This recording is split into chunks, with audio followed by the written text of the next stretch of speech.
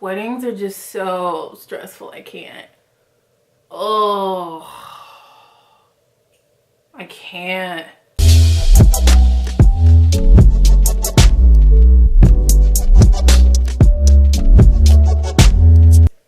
Hey fam, what is up? It is your girl Larry and I am back with another video. So guys, I hope you're having a fantastic day. Here in Ohio, it is snowing like snow sis, like real life snow. So I was like, what better way than to just like film a video, stay in the house, film a video, be safe, no car accidents, just film and just live my best life.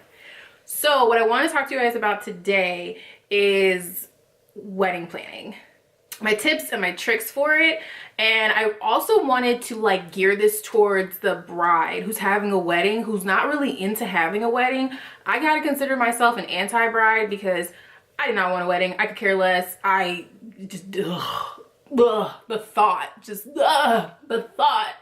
So if you're like me, stay tuned for this video, or if you're a bride that just wants to learn some money saving tips, please stay tuned. But before we get into it, please comment, like, and subscribe.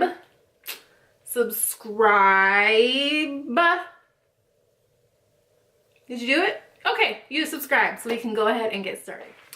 So my first tip is, after you get engaged and you all in love and stuff and you all happy and whatever, my first tip is to create your guest list.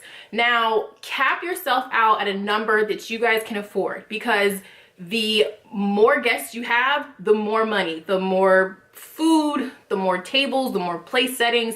It's just more guests, more money. So for us, we had a rule where if we had not talked to you between the time we got engaged and between the time we had gotten married and a year before we had gotten engaged, if we did not speak to you or have any conversation with you or any kind of interaction with you within that time frame, you just weren't coming. Because a lot of people will just invite everyone they know and feel like it's super important to invite these people, and then you end up getting married and then you never see those people again. Like, but you paid all this money for their plate, you paid all this money for them to enjoy this great time, and 4 years later and y'all don't even talk. So invite people who are important to you, invite people who are very involved in your life, and invite people, I would say, that have been within your life in the recent 2 years, outside of family.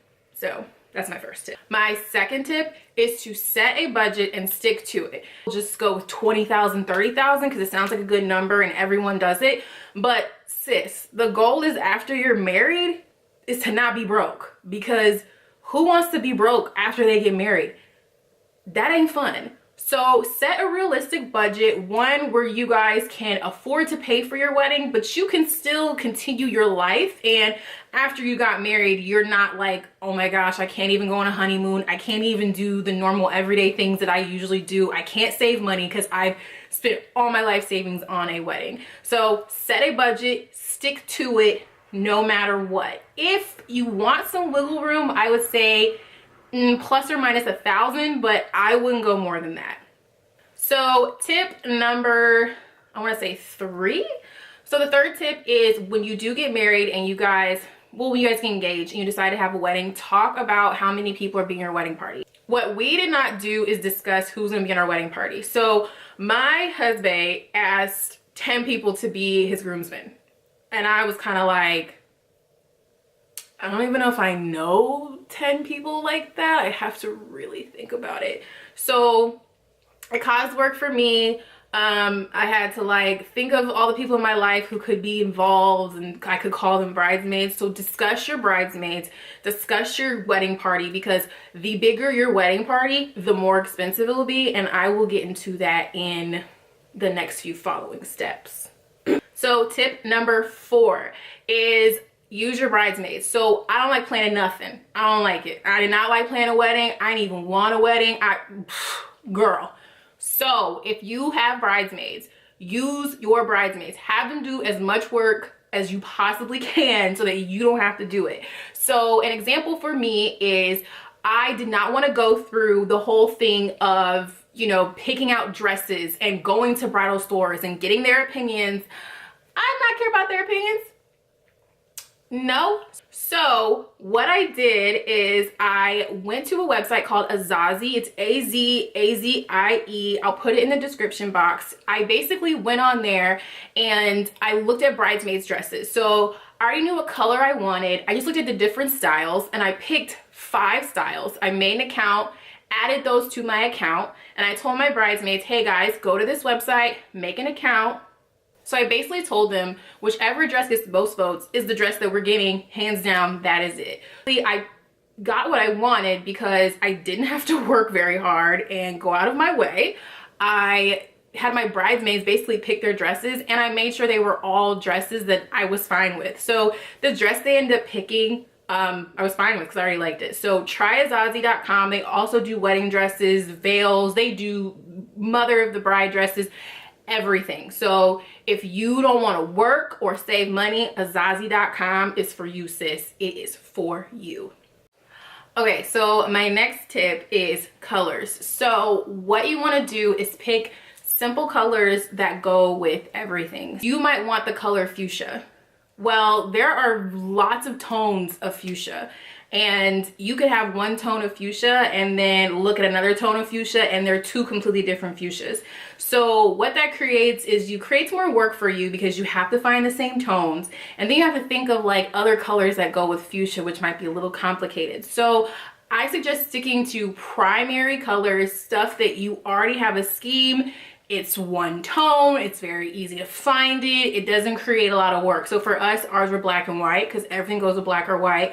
Accent color was gold because I love gold, and it was super easy to find white and black because there's different variations but not too many, and it just flowed seamlessly. So that is my next tip. My next tip is flowers. Now, how this relates to the bridesmaid groomsmen is the bigger the wedding party, the more flowers you have to buy. So for us, we had to buy flowers for myself, my husband, and my bridesmaids, his groomsmen, his dad, my mama. It was a lot. So think of flowers that are in season, or think of flowers that, you know, are cheap most of the year. So for me, I wanted roses, but roses are expensive. I wanted roses for everybody. So what I did is I wanted white roses, so we went with hydrangeas because they're very cost effective and they still give the very full bloomy effect that I wanted.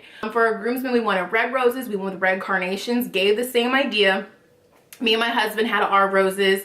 Our moms, our dad, mom, you know, grandparents, they had their own flowers, and even some of them didn't have flowers because they just simply did not care. The other way that I saved on flowers was by kind of playing with different types of centerpieces. So we had 16 tables. 4 of them I actually had lilies on the tables. The rest of them I had vases and candles, and it looked beautiful. It was set, the ambiance was great. It was a candlelit dinner. It was fantastic. The other reason I say to be mindful of the flowers is nobody's gonna remember your flowers. I know you're heartbroken, you are beside yourself, but nobody will remember your flowers. I've asked several people what kind of flowers we had. They either don't remember or they think we had flowers everywhere. We did not. We had flowers on 4 out of 16 tables. So if you want flowers all over the place because you just love flowers, do that for you. But don't do it for your guests because your guests are not going to remember. And you're going to have spent thousands of dollars on things that nobody will remember, nor will they care about. So my next tip is to download The Knot. So I was not a bride that was into the details or really understood how to plan a wedding, did not care, didn't think things through. I was just like, when is this over? So The Knot, what it helps is it gives you an overview. So I was able to see, I got a DJ, I got my cake, I got my photographer, but it went into like very intricate detail for people who like that kind of stuff. So it had like, what kind of DJ? String quartet. Do you want a singer? What about your cocktail hour? What kind of music would you like there? Limo service. It went into everything, and it also gives you suggestions based on your area. So for us, we got married in Dayton, my hometown, and so it gave me suggestions of like what people reviewed and rated and what was the best, and it also kind of gave like a price range. So download the Knot. Even if you're like me, who's a bride, who's like, I just want to get this over, I don't care what none of these place napkins look like, get the Knot, because it'll make sure that you know, don't forget things that you would normally not think about. My next tip, and I would say this is a great tip for people like me who didn't want to go into the planning thing and do all that stuff, is try to book a venue that is all-inclusive. Now, for us, we did all-inclusive, so we literally had to find photographer, cake, centerpieces. That was it. And it was super easy and super simple because we met with them probably 4 times, where we picked out linens, picked out chargers, did a food tasting, and would just call just to check in and make sure everything is cool and, you know, that kind of thing. And I would say the 4th time we met with them was when we dropped off everything. So dropped off our centerpieces and all that stuff. So it was fantastic. Now, all-inclusive, it can be very cheap and it can be very pricey. So for us, we rented some things, a lot of things that we bought because it was just cheaper to buy, but we literally would give her the pieces and say, this is what we want, and she'd set it up. What is helpful if you do all-inclusive is if you take a picture of what you want your centerpiece to look like, so that you are not worried about walking in and having your centerpiece look one way when you thought it would look another. So all-inclusive, sis, all-inclusive. My next tip is to use Pinterest sparingly. Now, a lot of women will basically plan their wedding out on Pinterest. They'll have what kind of dress they want, the flowers, the food, the ambiance, the venue. They'll have all of that ready to go. Now, it's great because you already know what direction you want to go in. You already know what you want things to look like. So it's fantastic for that. The problem is that a lot of those things on Pinterest are hella expensive, sis. I am telling you, they are hella expensive. So here's just an idea. So in Dayton, where we got married, everything is relatively cheaper. So for my bridesmaids' flowers, and my flowers, my bouquet, my husband's boutonniere, and our 4 tables of flowers. Now we had hydrangeas, carnations, roses for me and my husband, and the rest of the tables were like African lilies. That was $1,000. That. Now, those Pinterest pictures you have, they have flourishing bouquets of wonder all over the place. Girl, that damn thing is $7 grand. $7 grand. Now, a lot of brides are gonna go to a flower shop and say, I want this, and they are just devastated when they find out that your flowers are either half your budget, a 1/4 of your budget. That is insane. Use Pinterest just to give you ideas, and also have backup ideas just to help you out. Don't get stuck on that, because you'll find that the things on Pinterest are either very hard to do and unrealistic, cost a lot of money, or just are a lot of time. So use Pinterest to give you ideas and to guide you through what you kind of want your wedding to look like. Don't get stuck on Pinterest. My next tip is going to be one that people are going to be shocked about, but do not stress out about your dress. It's just a dress. So by that I mean is a lot of brides already have their wedding dresses picked out. What can be an issue with that is you could go to the bridal store, have your dress in mind, you put it on, and you look like a sack of potatoes in it. It does nothing for your body. You are devastated because you have been looking at this mermaid sequin beaded dress 4 months, and it's not for you, sis. Remember, be open-minded, do not stress out, try on everything, and remember, it is just a dress. You want to wear the dress, you don't want the dress to wear you. Be open, be mindful, and set a budget for your dress. Because you don't want to spend like $1,000, $2,000, $4,000, $5,000 on something that you're just gonna hang up in your closet and save it for your daughter. Because I'm gonna tell you right now, your daughter is not gonna want that dress, so don't try it. My second to last tip, which really helped us save money and I have never thought of it, was Evi invitations. So Evi is this app where it's a free download. They have ads on there, but you can basically upload your own pictures, use the templates that they have on there. They even have a template for weddings, and you can use that to put all of your wedding information. So the Evi app, it downloads your contacts. Once you create your Evi, you can basically go on the app, select your contacts, and send it out. What was great about that app is that we could do updates for rehearsals and for whatever, and it was super easy, super, you know, super great, and it cost us no money, and it saved us a ton of money because invitations, girl, can get super stupid expensive.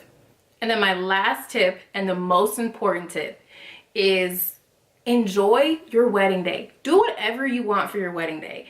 If you're like me and you don't want to plan nothing, you don't want to do nothing, you don't care about the napkins, you don't care about what color this charger is, you don't care how the fairy lights hang, that's okay. If you're somebody who's super obsessed with flowers and need every little detail to be perfect, you need to be involved, that is fine. Do you, do what makes you happy. Especially if ain't nobody helping you pay for that wedding. Especially if you paying, do what you want to do. And just be excited about your day. Find joy in your day. Just let it, just soak it all in. Don't worry about anything because it'll be fine. It'll be great. It'll be over before you know it. It'll be over super fast, sis, like super fast. So enjoy it. Okay guys, so I hope you enjoyed this video. Make sure you comment, like, subscribe, add any new tips, add anything that you thought I should add, have, don't have, missed out. If you agree or disagree, just let me know. Follow me on Instagram at... Okay, so I hope you guys enjoyed this video. Hopefully you got some great tips, some great tricks. Hopefully I gave you ideas that you never thought of. Make sure you comment below on any ideas that you guys may have or anything that you liked in this video. Remember to follow me on Instagram and Twitter at GlamLarry. Comment, like, and subscribe. Subscribe. I'm gonna keep telling you until you subscribe. You better do it, girl. Subscribe. It'll be the best choice of your life. And enjoy your week. Enjoy your day. Just enjoy your life. And I will talk to you guys later. Peace.